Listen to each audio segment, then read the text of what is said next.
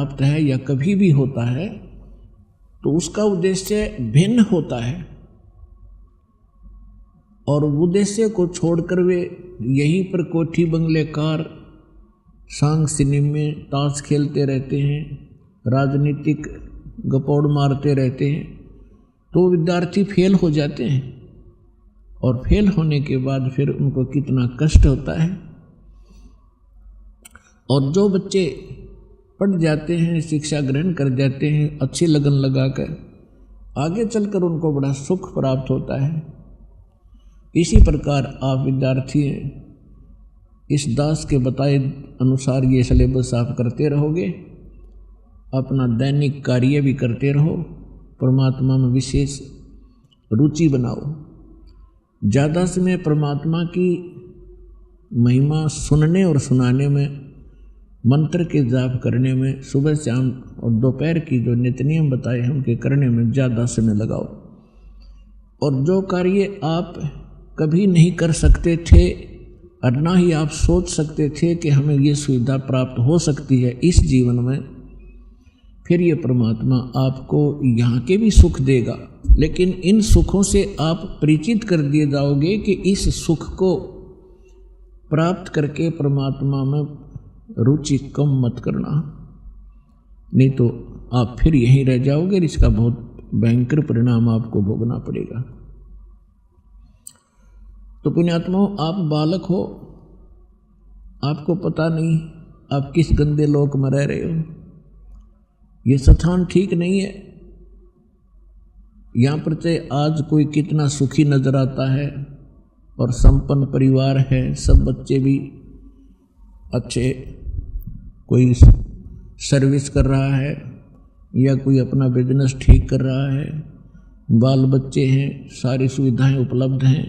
ये आपके पूर्व जन्म के जो शुभ संस्कार हैं वही प्राप्त हैं, और उनको आप आराम से खर्च रहे हो। आपका बैंक बैलेंस है। जब तक आप किसी भी व्यक्ति का बैंक बैलेंस है, यानी पूर्व का संचित धन उसके पास उपलब्ध है, और उसको वो किसी प्रकार खर्चो, खराब करो, कहीं प्रयोग करो, जब तक वो पूंजी रहेगी तो ऐसा लगेगा जैसे ये कुछ भी काम नहीं करता, फिर भी सारी मौज मार रहा है। लेकिन जिस दिन वह पूंजी समाप्त हो जाएगी, फिर भाई को टूक भी नहीं मिलेंगे खाने को, क्योंकि उसने आगे कोई कार्य कर नहीं रहा, पूर्व की पूंजी ही खर्च कर रहा है। तो जो सच साधना नहीं करते और जो साधना करते हैं, शास्त्र विधि त्याग कर मनमाना आचरण करते हैं, वो दोनों ही अपना जीवन नाश कर रहे हैं। और एक सबसे बड़ी भूल अज्ञानता के कारण हमारे ये लगी हुई है कि हम देखते हैं अमुक व्यक्ति ना कोई कभी परमात्मा को याद करता है और ना कोई ऐसा धर्म कर्म करता है, सारा दिन अपना मस्ती में रहता है, गुटी लगाता है, और फिर भी उसको सारे सुख प्राप्त हैं। परिवार भी ठीक है, बच्चे भी ठीक लाइन पर लगे हुए हैं, और सब संतान भी है, पोता पोती सब कुछ है। और एक भक्त है, वो सब भक्ति भी कर रहा है, दान धर्म भी करता है, सत्संग में भी आता है, और उसको फिर भी कोई ना कोई ठूठा होती रहती है, कोई ना कोई कष्ट घेर ही लेता है। अब बगैर ज्ञान के, बिना ज्ञान के प्राणी यहाँ मार खा जाता है। वो ये सोच बैठता है क्या फायदा इस भक्ति का, ये व्यक्ति सामने वाला कभी राम नाम लेता नहीं, कोई धर्म नाम की चीज ये जानता नहीं, इसको सारी सुख प्राप्त है, और हम सब कुछ कर रहे हैं फिर भी कोई ना कोई दुख आ ही रहा है। तो पुण्यात्माओं, इस ज्ञान को आधार बनाकर जीना जो भगवान ने बताया है, उस प्राणी जो सुखी है कभी भगवान याद करता नहीं, ना कोई धर्म करता है, शराब भी पीता है और भी सारी बकवाद करता है, और फिर भी आपको सुखी नजर आता है। उसकी पूर्व जन्म की बैटरी चार्ज है, और वो घनी चार्ज कर रहा, पिछले जन्म जन्मों में घने पुण्य दान किए हुए हैं, तो परमात्मा किसी का कुछ रखता नहीं है। जिसने जैसा किया है उसका फल पूरा ही देता है। अब जैसे इन्वर्टर की बैटरी चार्ज कर रखी है, आगे चार्जर हटा दिया या चार्जर लगा रखा है तब बिना लाइट के प्लग में बगैर विद्युत के कनेक्शन नहीं जिसमें ला रखा हो, तो वो है जो शास्त्र विधि त्याग कर मनमाना आचरण करते हैं, वो अपना चार्जर उनमें ला रहे हैं जिनमें लाइट नहीं है, बिजली नहीं है।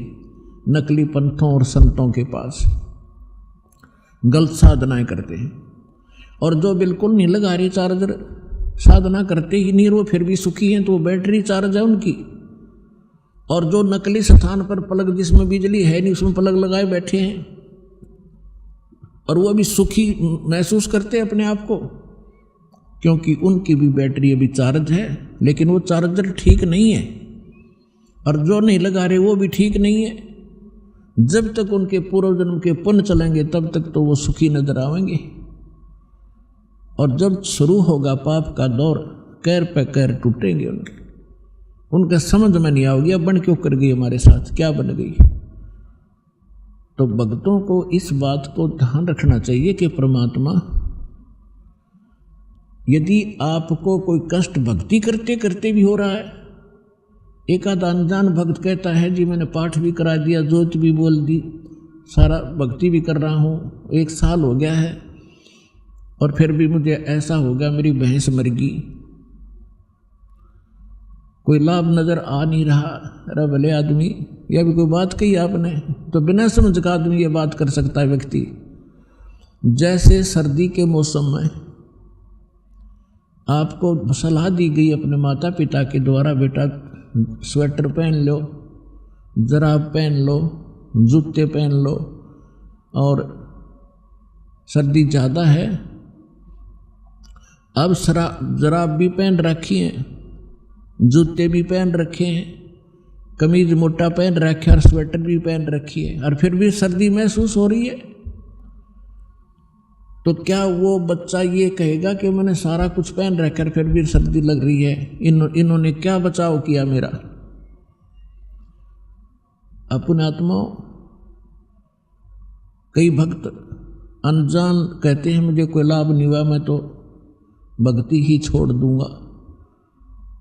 तो ये बातें इस ज्ञान को सच्चे ढंग से अच्छी तरह ना समझने के कारण ही ये मन में इस प्रकार की जो दुर्भावनाएं पैदा होती हैं। उसके लिए सत्संग ध्यान से सुनना चाहिए। अब जिस व्यक्ति ने सर्दी के सारे कपड़े पहन रखे और फिर भी सर्दी महसूस हो रही है, तो वह सर्दी घनी है। और वो यूं कहे क्या फायदा है इन कपड़े के पहनने का, दर्शी पहन रहा, स्वेटर पहन रहा। तो उसका समाधान ये है कि यदि ये ना पहन रखे होते तो नमूनिया होकर मर जाता है। तो पहले इन्होंने अपने सत्र का बचाव कर रखा है आपके, लेकिन सर्दी घनी है या लगती रहेगी, हानि नहीं कर सकेगी आपको अब। और ये ना पहन रहा होता तो नमूनिया होकर मर जाता। तो पुण्यात्माओं, जो भक्ति आप कर रहे हो, साधना कर रहे हो, पुण्य करते हो, दान करते हो,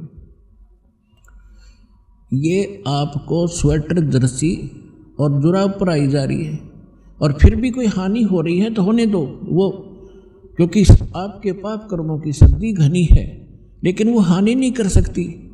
थोड़ी बहुत आपको आभास अवश्य होगा।